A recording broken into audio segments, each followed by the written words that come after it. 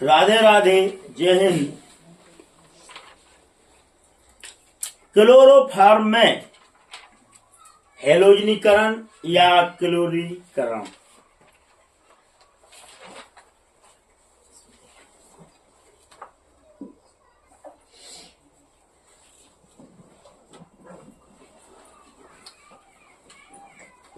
Chloroform में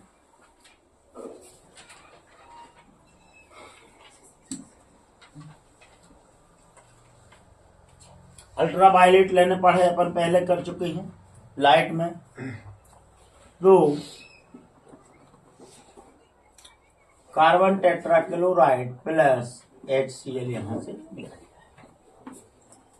तो जब क्लोरोफॉर्म की क्लोरीन के साथ अल्ट्रावायलेट लाइट की उपस्थिति में रिएक्ट कराते हैं तो हमको कार्बन टेट्राक्लोराइड या टेट्राक्लोरोमेथेन प्राप्त होता है। दूसरी रिएक्शन है क्लोरोफॉर्म में जल अपघटन या क्लोरोफॉर्म से फॉर्मिक अम्ल बनाइए। क्लोरोफॉर्म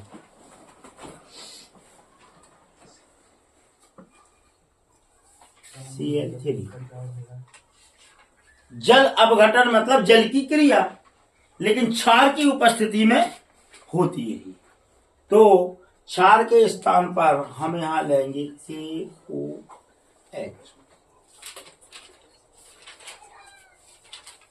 जल के स्थान पर KOH क्षार लेंगे हम।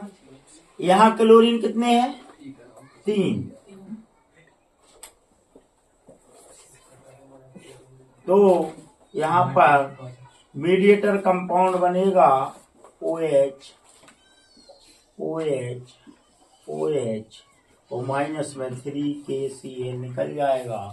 और यहाँ से हम जब जल का अणु निकालेंगे या निकालेंगे जल का अणु, तो HCOO फॉर्मिक अम्ल प्राप्त हुआ। क्लोरोफॉर्म की जब पोटेशियम हाइड्रोक्साइड के साथ अभिक्रिया कराते हैं तो मीडिएटर अनस्टेबल या केवल मीडिएटर कंपाउंड बनता है जो जल का अणु निकाल के फॉर्मिक अम्ल बनाता है। इसे कहेंगे हाइड्रोलाइसिस या क्लोरोफॉर्म की KOH के साथ क्रिया। क्लोरोफॉर्म को फेनिल आइसोसाइनाइड बनाना है। फेनिल से क्लोरोफॉर्म से हमें फेनिल आइसोसाइनाइड बनाना है। Phenyl benzene ring, iso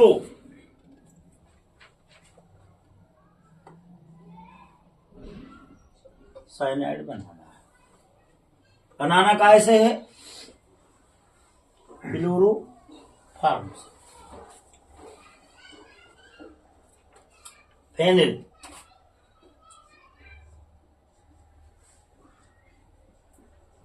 NH2 लेने पड़े, एनिलीन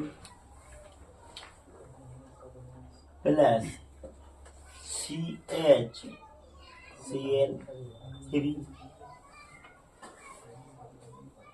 प्लस Cl निकालना है तो KOH। कितने लेने पड़े यहाँ पे? 3। CCl H2 H3 H3O3। तो यहाँ पर निकल जाएगा प्लस 3KCl प्लस 3H2O। 3 दूनी 6, 2 और 1 3 और 3 6 वो 3 शेष जो बचा आपके पास NC सीधा जोड़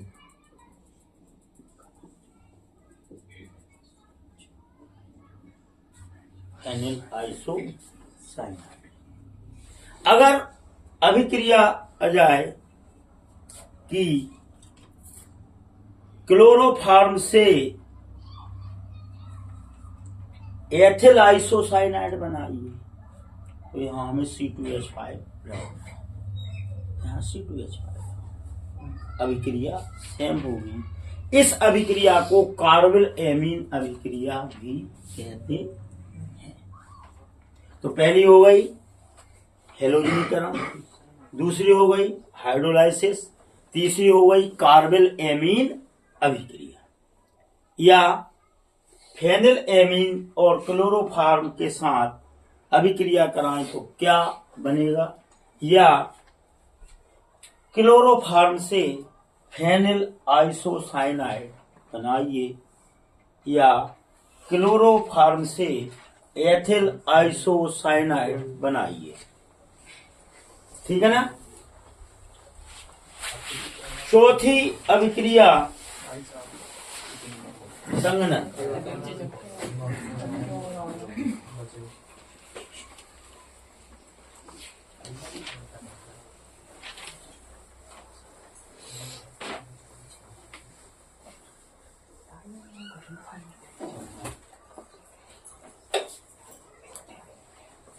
या क्लोरोफॉर्म से क्लोरीटोन बनाने हैं, क्लोरीटोन या संघनन। संघनन मतलब जुड़ना, तो स्वाभाविक है क्लोरीटोन मतलब acetone, double bond ketone plus CHCl।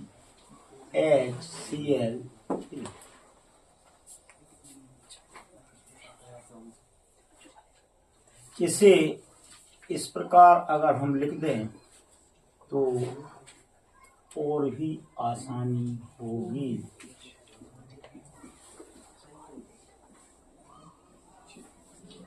OH ये अपन एसीटोन में पढ़ चुके हैं। यह एक हिप्नोटिज्म औषधि है, क्लोरीटोन। तो एसीटोन की जब किसी क्षार NaOH या KOH की उपस्थिति में अभिक्रिया कराते हैं तो हमें क्लोरीटोन प्राप्त होता है।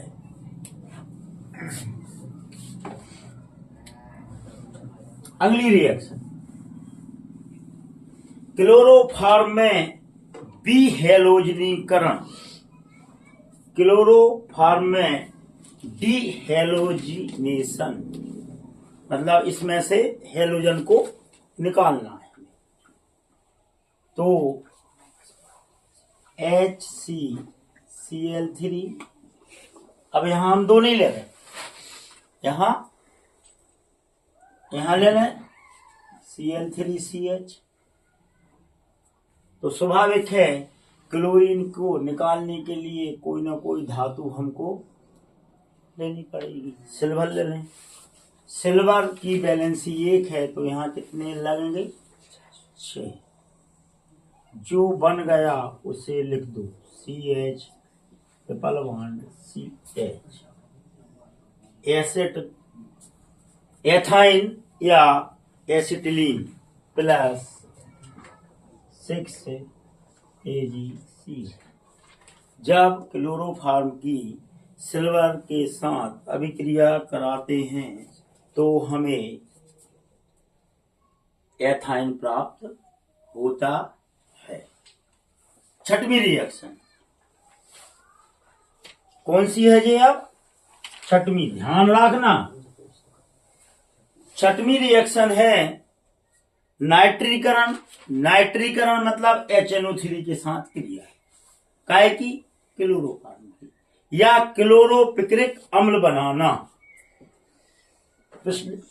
है नाइट्रीकरण HONO2 नाइट्रिक अम्ल। Cl3CH। अपन ने बेंजीन में नाइट्रेशन खूब पढ़ो है, फिनॉल में भी पढ़ो है, एल्डिहाइड में भी पढ़ो तो बिल्कुल वैसे ही H2O निकाल के यहाँ Cl3CNO2 प्लस H2O।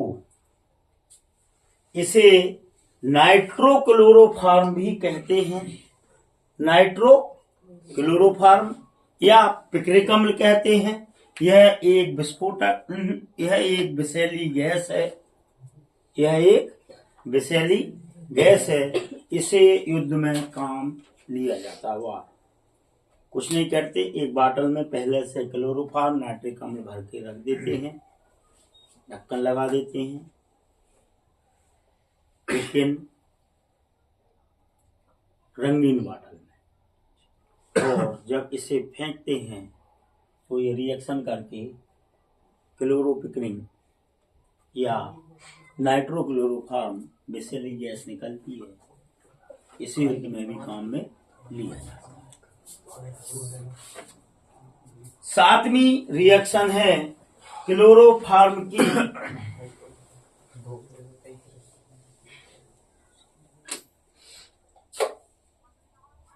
फिनोल के साथ अभिक्रिया करी है। रीमेंटीमेन अभिक्रिया क्लोरोफॉर्म की अम्ल के साथ सीधी अब अभिक्रिया हो जाएगी।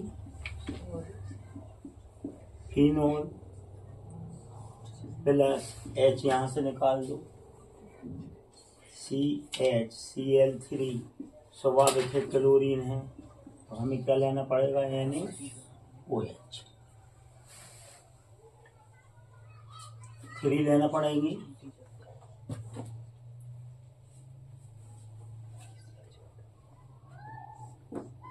तो प्लस 3 NaCl 1H 2H और 3H।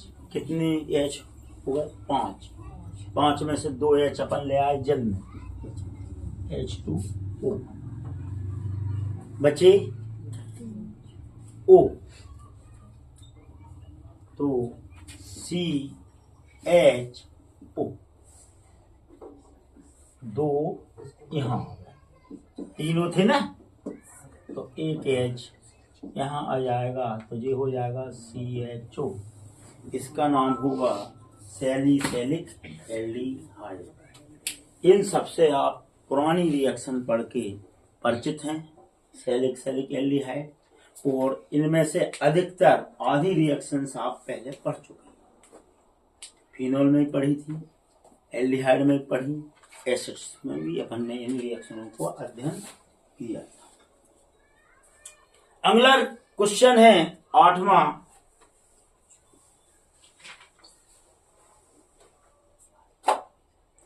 AgNO3 विलयन के साथ AgNO3 सॉल्यूशन के साथ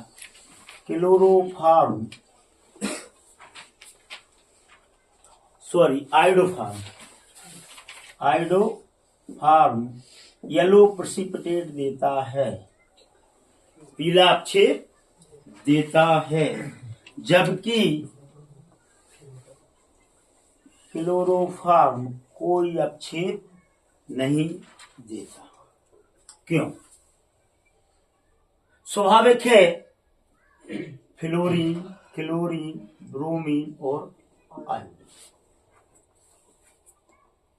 आयोडीन की अपेक्षा क्लोरीन अधिक इलेक्ट्रोनेगेटिव होने के कारण आसानी से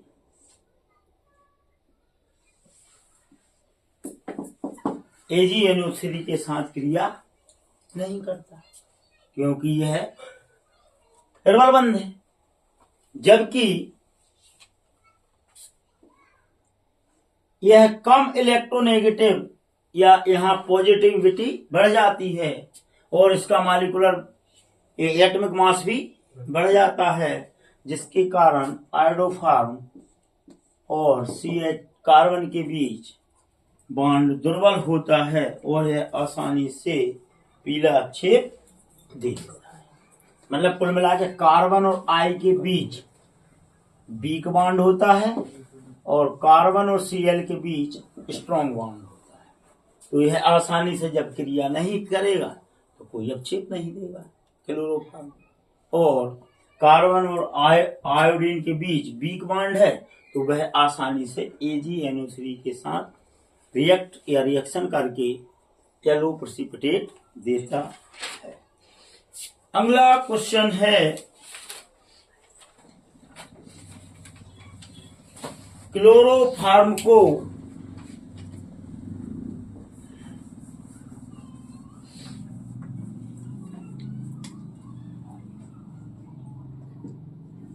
रंगीन बोतल में, बॉटल में, कलर्ड बॉटल में और बंद बोतल में या बॉटल में रखते हैं, क्लोज ढक्कन लगाते हैं। क्यों? दूसरा प्रश्न है क्लोरोफॉर्म को रंगहीन,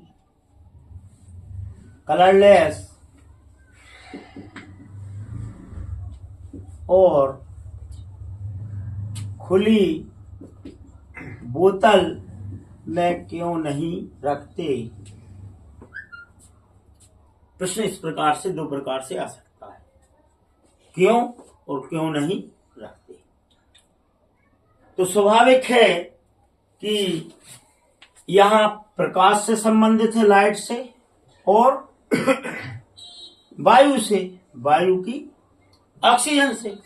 खुली बाटल में इसीलिए नहीं रखते क्योंकि उसे ऑक्सीजन मिल जाएगी। रंगहीन बाटल में इसीलिए नहीं रखते क्योंकि उसको लाइट मिल जाएगी। रंगीन बोतल में इसीलिए रखते हैं ताकि लाइट ना मिले। बंद इसलिए रखते हैं क्योंकि उसे ऑक्सीजन ना मिले। और यह अगर ऑक्सीजन वायु वाली एटम के रूप में मिल जाए तो यह आसानी से क्रिया करके COCl2